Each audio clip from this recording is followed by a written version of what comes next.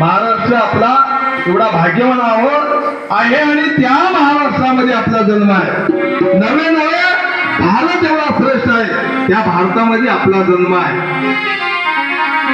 याच भारतामध्ये याच महाराष्ट्रामध्ये अनेक देवी देवतांचा अवतार झालेला आहे, अनेक संतांचा अवतार झालेला आहे. तुका ज्ञानेश्वर असेल, तुकाराम असेल, किंवा गोरोबा काका असेल, किंवा संत भाईगी महाराज असतील, संत मनोस्वामी असतील, डॉक्टर सुरेश शिवाचार्य महाराज असतील, अनेक महाराजांचा, अनेक संतांचा, अनेक देवी देवतांचा या भारतामध्ये, या महाराष्ट्रामध्ये जन्म झाला. अवतार पुरुष अवताराला आले आणि दुष्टाचा संहार केले, धर्माचं रक्षण केले. म्हणून हे महाराष्ट्र भूमी थोर आहे, संतांची भूमी आहे.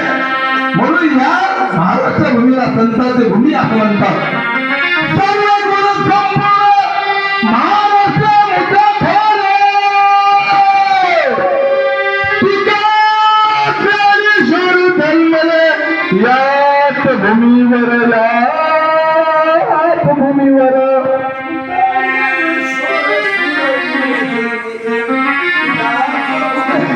तुका ज्ञानेश्वर जन्मले शूरवीर याच भूमीवर,